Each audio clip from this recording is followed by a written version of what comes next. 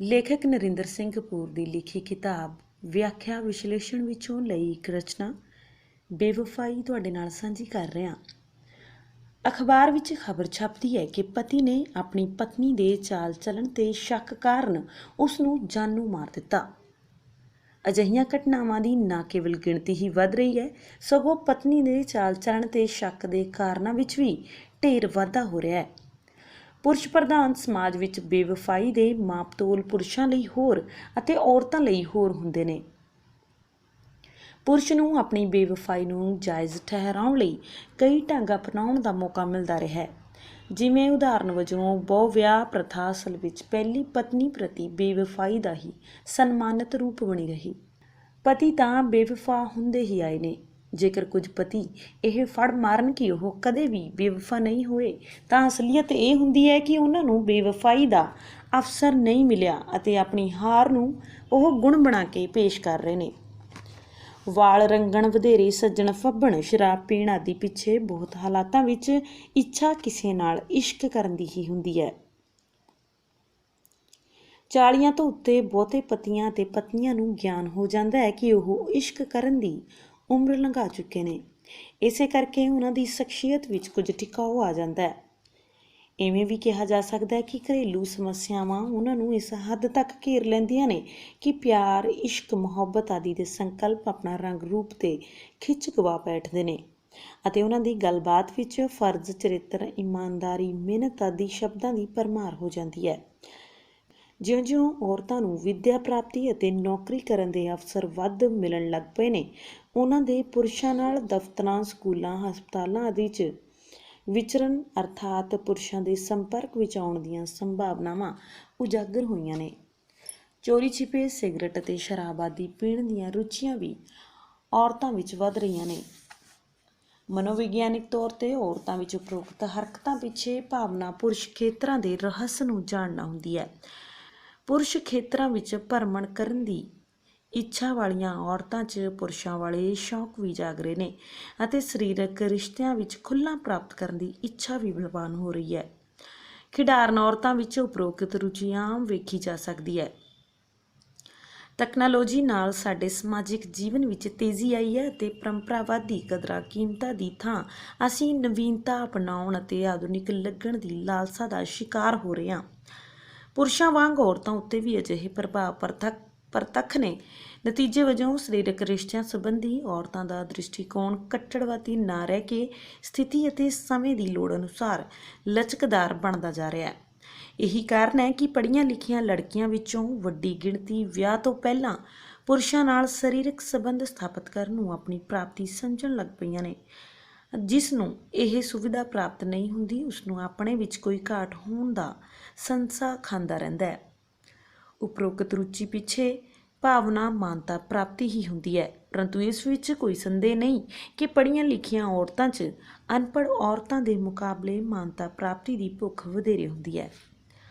ਉਪਰੋਕਤ ਤਬਦੀਲੀ ਦਾ ਇੱਕ ਕਾਰਨ ਇਹ ਵੀ ਹੈ ਕਿ ਵਿਅਕਤੀਗਤ ਤੌਰ 'ਤੇ ਵਿਆਹ ਬਾਰੇ ਦ੍ਰਿਸ਼ਟੀਕੋਣ ਹੀ ਬਦਲ ਗਏ ਨੇ।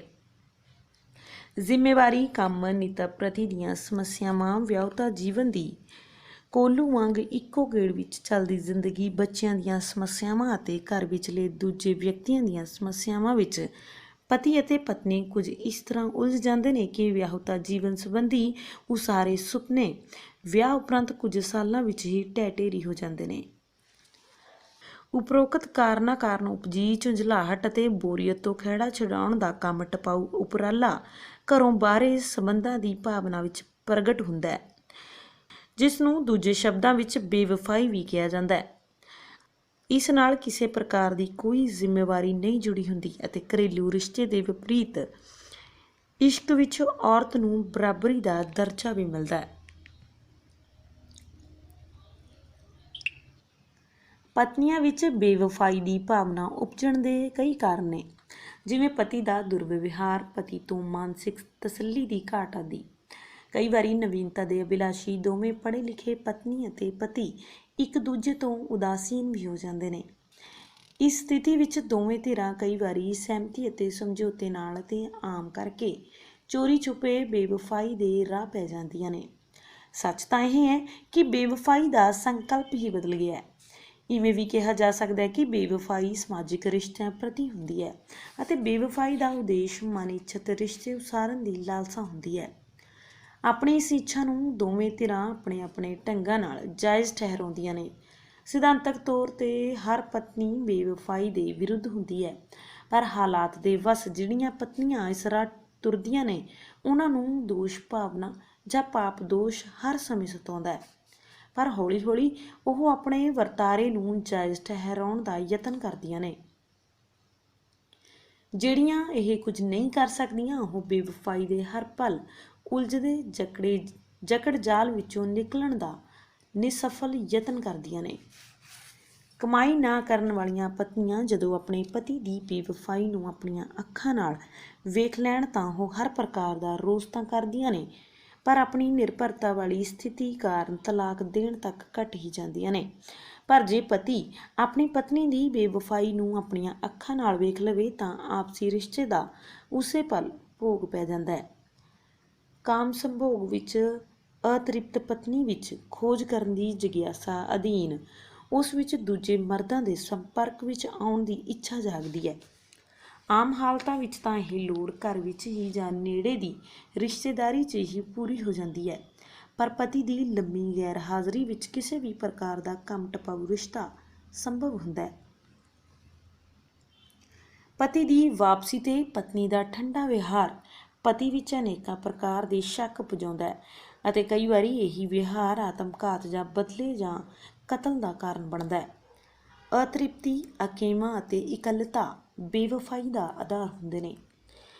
ਪਤੀ ਪਤਨੀ ਦੋਵਾਂ ਵਿੱਚ ਬੇਵਫਾਈ ਦੀ ਭਾਵਨਾ ਵੀ ਉਪਰੋਕਤ ਕਾਰਨਾਂ ਕਰਕੇ ਹੀ ਉਪਜਦੀ ਹੈ। ਇਹ ਹੈਰਾਨੀ ਭਰੀ ਸੱਚਾਈ ਹੈ ਕਿ ਬਹੁਤੀਆਂ ਪਤਨੀਆਂ ਦੀ ਬੇਵਫਾਈ ਪਿੱਛੇ ਭਾਵਨਾ ਵਿਆਹ ਨੂੰ ਬਣਾਈ ਰੱਖਣ ਦੀ ਹੀ ਹੁੰਦੀ ਹੈ। ਉਹ ਆਪਣੀ ਬੇਵਫਾਈ ਨੂੰ ਕੁਝ ਇਸ ਤਰ੍ਹਾਂ ਵਿਉਂਤਦੀਆਂ ਨੇ ਕਿ ਵਿਆਹੁਤਾ ਜੀਵਨ ਵੀ ਜਿਵੇਂ ਕਿਵੇਂ ਚੱਲਦਾ ਰਹੇ, ਜਿਸ ਦਾ ਆਮ ਕਰਕੇ ਮੁੱਖ ਕਾਰਨ ਬੱਚੇ ਹੁੰਦੇ ਨੇ। ਕਿਸੇ ਬਿਮਾਰੀ ਜਾਂ ਹੋਰ ਕਾਰਨਾਂ ਕਰਕੇ ਸਰੀਰਕ ਤੌਰ 'ਤੇ ਆਪਣੇ ਪਤੀ ਨੂੰ ਸੰਤੁਸ਼ਟ ਕਰਨ ਤੋਂ ਅਸਮਰੱਥ ਪਤਨੀ ਚੁੱਪ ਰੂਪ ਵਿੱਚ ਪਤੀ ਨੂੰ ਆਪਣੀ ਸੰਤੁਸ਼ਟੀ ਦੇ ਹੋਰ ਸਾਧਨ ਲੱਭਣ ਦੀ ਆਗਿਆ ਦਿੰਦੀ ਹੈ, ਪਰ ਪਤਨੀ ਨੂੰ ਪਤੀ ਕਦੇ ਵੀ ਅਜਿਹਾ ਕਰਨ ਦੀ ਆਗਿਆ ਨਹੀਂ ਦਿੰਦਾ। ਕਈ ਵਾਰ ਅਣਗਹਿਲੀ ਦਾ ਸ਼ਿਕਾਰ ਜਾਂ ਕਿਸੇ ਵੀ ਹੋਰ ਕਾਰਨ ਪੀੜਤ ਪਤਨੀ ਪਤੀ ਪ੍ਰਤੀ ਬਦਲੇ ਦੀ ਇੱਕਮਾਤਰ ਭਾਵਨਾ ਨਾਲ ਵੀ ਬੇਵਫਾਈ ਕਰਦੀ ਹੈ। ਅਜਿਹੀਆਂ ਪਤਨੀਆਂ ਨੂੰ ਬਦਲੇ ਦੀ ਖੋਟੀ ਤਸੱਲੀ ਤੋਂ ਸਿਵਾਏ ਕੁਝ ਨਹੀਂ ਮਿਲਦਾ, ਪਰ ਸੱਚ ਇਹ ਹੈ ਕਿ ਦੋਵਾਂ ਵਿੱਚ ਜਿਸ ਨੂੰ ਬੇਵਫਾਈ ਦੀ ਆਦਤ ਪੈ ਜਾਵੇ ਉਸ ਵੱਲੋਂ ਵਾਪਸ ਮੁੜਨਾ ਸਹਿਲ ਨਹੀਂ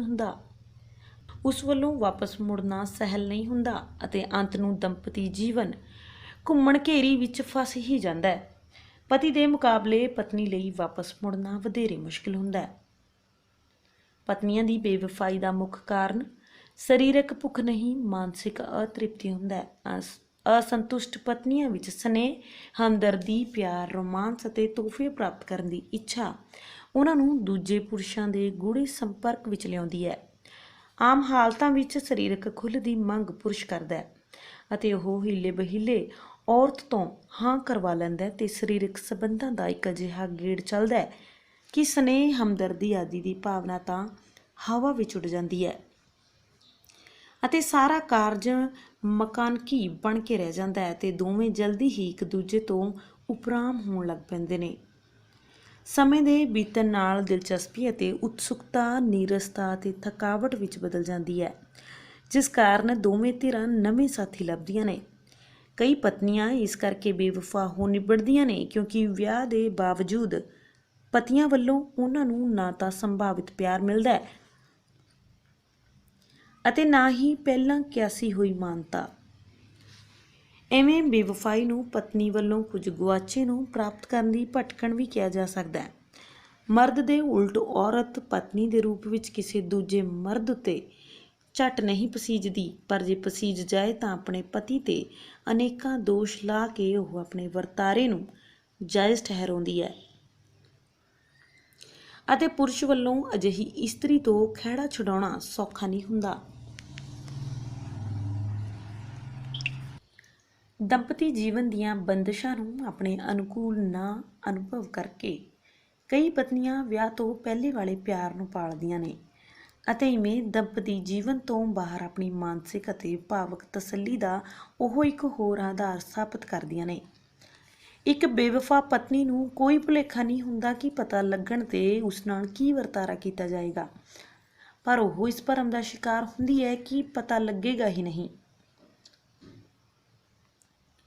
ਪਤੀ ਅਤੇ ਪਤਨੀ ਦੋਵਾਂ 'ਚ ਬੇਵਫਾਈ ਦੀ ਭਾਵਨਾ ਆਮ ਕਰਕੇ 40 ਕੁ ਸਾਲ ਦੀ ਉਮਰ ਤੱਕ ਰਹਿੰਦੀ ਹੈ। ਇਸ ਮਗਰੋਂ ਅਨੇਕਾਂ ਕਾਰਨਾਂ ਕਰਕੇ ਮੁਹਾਰਾਂ ਘਰ ਵੱਲ ਅਤੇ ਇੱਕ ਦੂਜੇ ਵੱਲ ਹੀ ਮੁੜਦੀਆਂ ਨੇ। ਅਜੋਕੇ ਸਮੇਂ 'ਚ ਗਰਭ ਰੋਕੂ ਵਿਧੀਆਂ ਦੇ ਪ੍ਰਚਲਿਤ ਹੋਣ ਅਤੇ ਮੋਬਾਈਲ ਅਤੇ ਇੰਟਰਨੈਟ ਰਾਹੀਂ ਮੇਲ-ਜੋਲ ਰੱਖਣ ਦੀਆਂ ਸਹੂਲਤਾਂ ਵੀ ਇਸਤਰੀ ਪੁਰਸ਼ ਸੰਬੰਧਾਂ ਵਿੱਚ ਨਵੇਂ ਪ੍ਰਯੋਗ ਕਰਨ ਦੀ ਰੁਚੀ ਨੂੰ ਵਧਾ ਰਹੀਆਂ ਨੇ। ਇਹ ਸਪਸ਼ਟ ਸਮਝ ਲੈਣਾ ਚਾਹੀਦਾ ਹੈ ਕਿ ਦੰਪਤੀ ਜੀਵਨ ਦੀ ਉਪਰਾਮਤਾ ਹੀ ਪਤੀ ਪਤਨੀ ਦੋਵਾਂ ਵਿੱਚ ਬੇਵਫਾਈ ਦਾ ਪਹਿਲਾ ਕਾਰਨ ਬਣਦੀ ਹੈ। ਅਜਿਹੀ ਸਥਿਤੀ ਵਿੱਚ ਬੇਵਫਾਈ ਬਹੁਤਾ ਚਿਰ ਹੰਢਾਈ ਨਹੀਂ ਜਾ ਸਕਦੀ, ਪਰ ਬੇਵਫਾਈ ਤੋਂ ਉਪਜੀਆਂ ਦੰਪਤੀ ਜੀਵਨ ਵਿੱਚ ਤਰੇੜਾਂ ਸਦੀਵੀ ਹੁੰਦੀਆਂ ਨੇ। ਪਤਨੀਆਂ ਵੱਲੋਂ ਬੇਵਫਾਈ ਦੀਆਂ ਘਟਨਾਵਾਂ ਪਤੀਆਂ ਵੱਲੋਂ ਬੇਵਫਾਈ ਦੀਆਂ ਘਟਨਾਵਾਂ ਦੇ ਮੁਕਾਬਲੇ ਥੋੜ੍ਹੀਆਂ ਹੁੰਦੀਆਂ ਨੇ, ਪਰ ਇਹਨਾਂ ਦੀ ਗਿਣਤੀ ਨਿਰਸੰਦੇਹ ਵੱਧ ਰਹੀ ਹੈ ਅਤੇ ਇਹ ਸਥਿਤੀ ਦੰਪਤੀ ਜੀਵਨ ਦੀ ਸੰਸਥਾ ਲਈ ਇੱਕ ਬੜੀ ਗੰਭੀਰ ਧਮਕੀ ਵਜੋਂ ਉੱਭਰ ਕੇ ਸਾਹਮਣੇ ਆ ਰਹੀ ਹੈ।